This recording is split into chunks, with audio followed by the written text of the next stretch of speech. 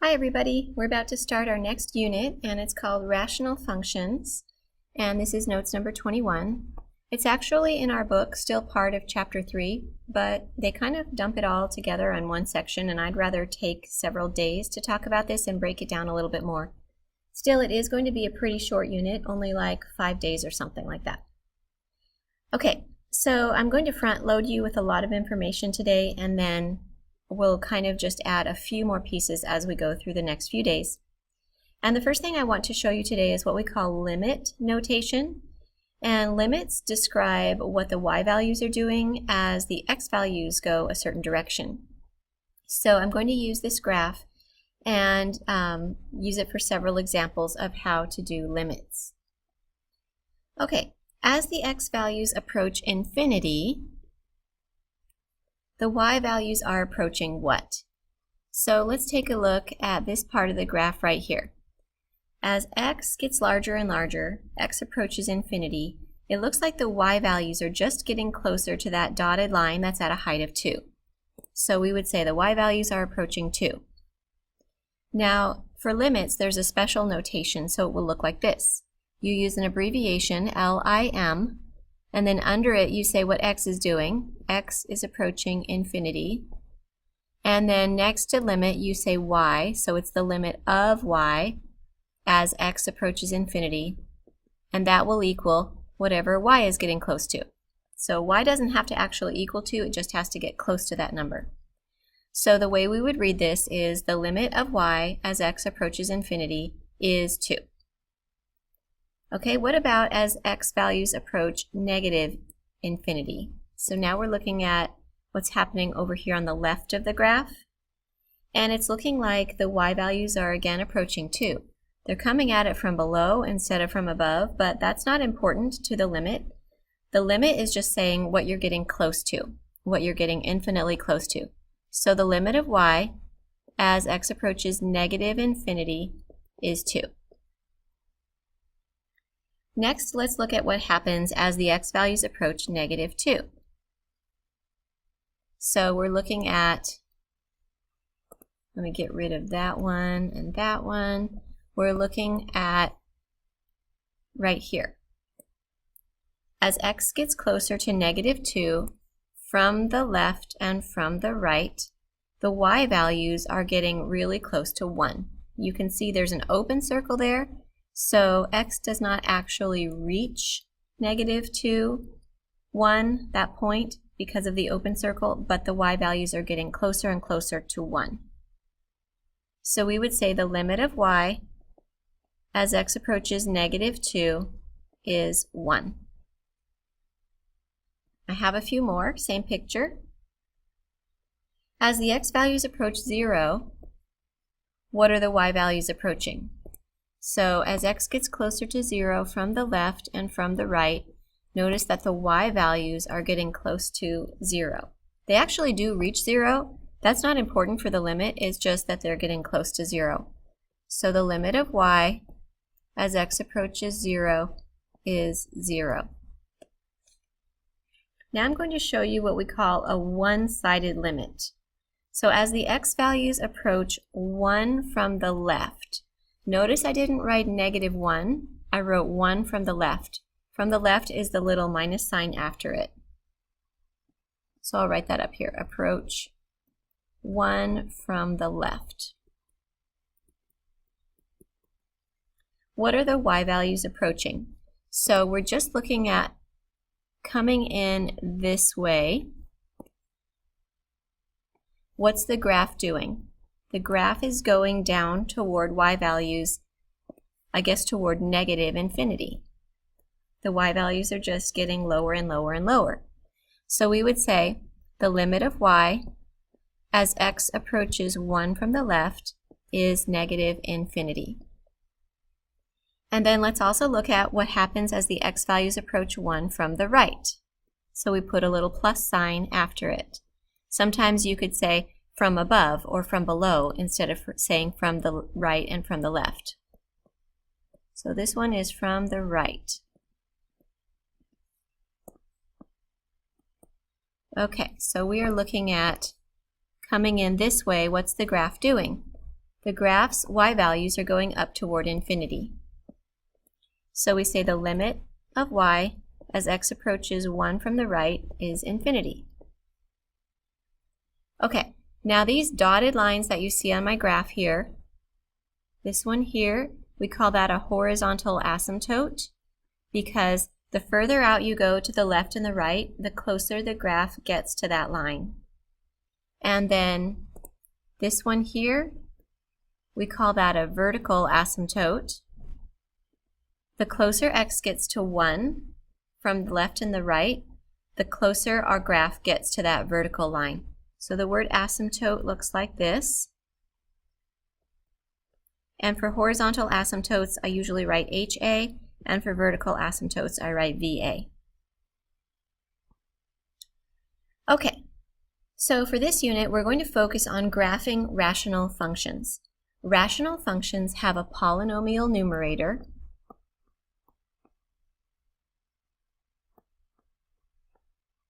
and a polynomial denominator. It could be something like x squared minus 2x plus 1 over 3x to the fourth minus 4x plus 2, or whatever. That's a polynomial over a polynomial. We just studied polynomials in our last unit. But we're starting out with a simpler one, and we're going to build from there. So this is the simplest you could possibly get, y equals 1 over x. In fact, I think we have this one in our basic functions that we graphed from chapter 2, I think. Maybe it was chapter 1. And we made 6 or 7 different basic graphs. So this one is called the reciprocal function.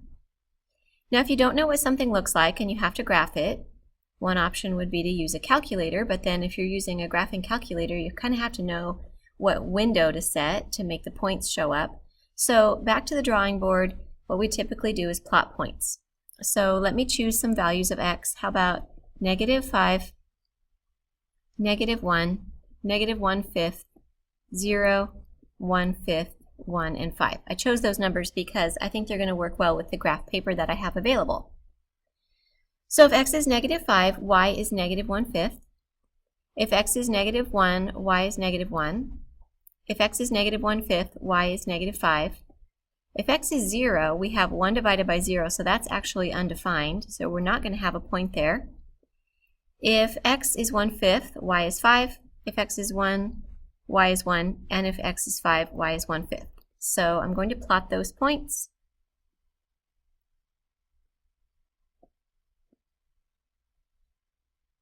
And you can just imagine what's happening with other points. Basically, we're going to get this curve on the left, and then on the right, we're going to get this curve. Let me try that again.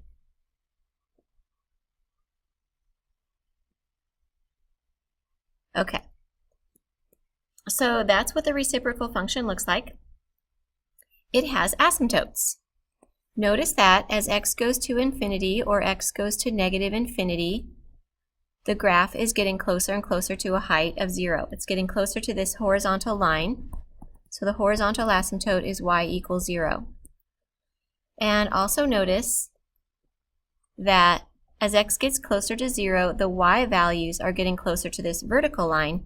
So the vertical asymptote is x equals 0.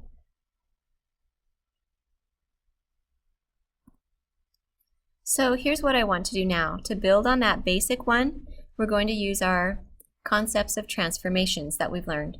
So notice that instead of 1 over x, I have 1 over x minus 1. So I've replaced x with x minus 1. What does that always do to a graph? Transformationally, that would always shift it to the right one.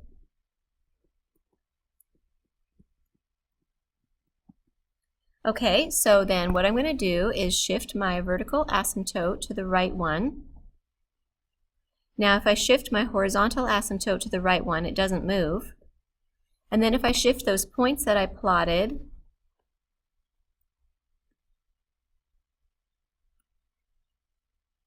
oops, that one was too high.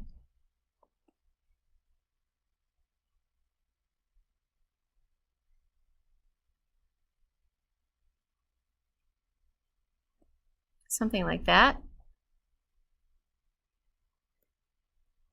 Here's the graph of y equals 1 over x minus 1.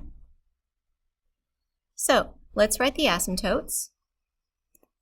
For the horizontal asymptote, we have y equals 0.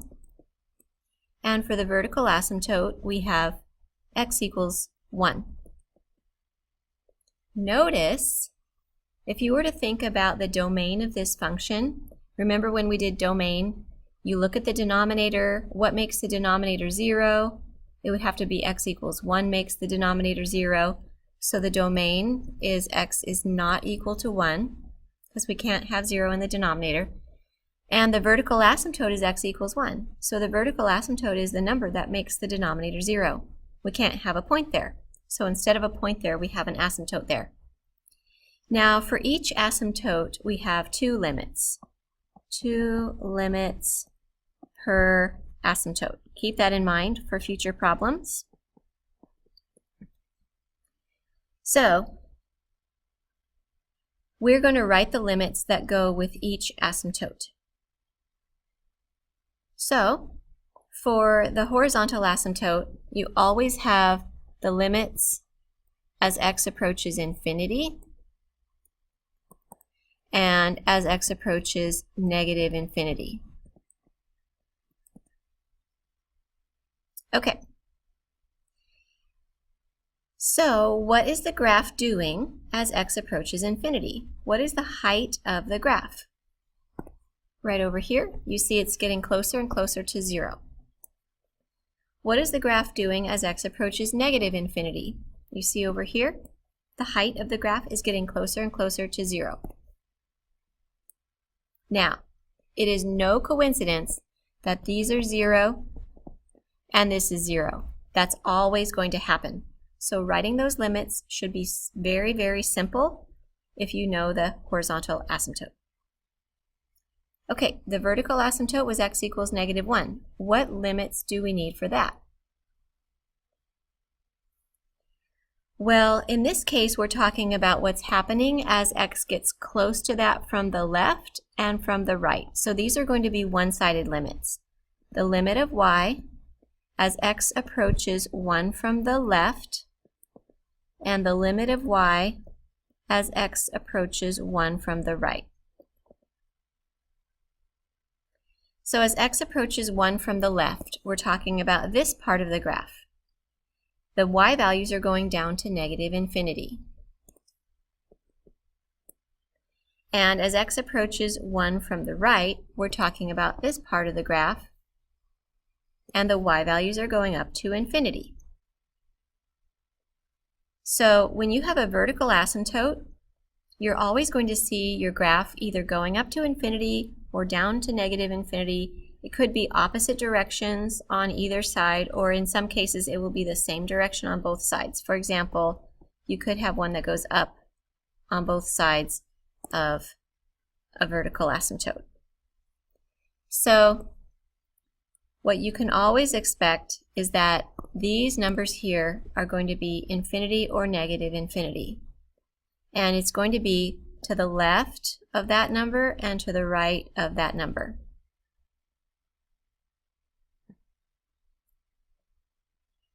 Okay, so we're actually about halfway through the lesson that I had intended to give you today, but I feel like it's going to go too long and I really want to take my time in explaining these concepts to you. So I'm just going to end there for today and pick it up next time. So what I'd like you to do for your assignment is the limits worksheet. It's going to be really quick, but I just want you to have a chance to practice what I've been talking about so far in today's lesson. Thanks, everybody.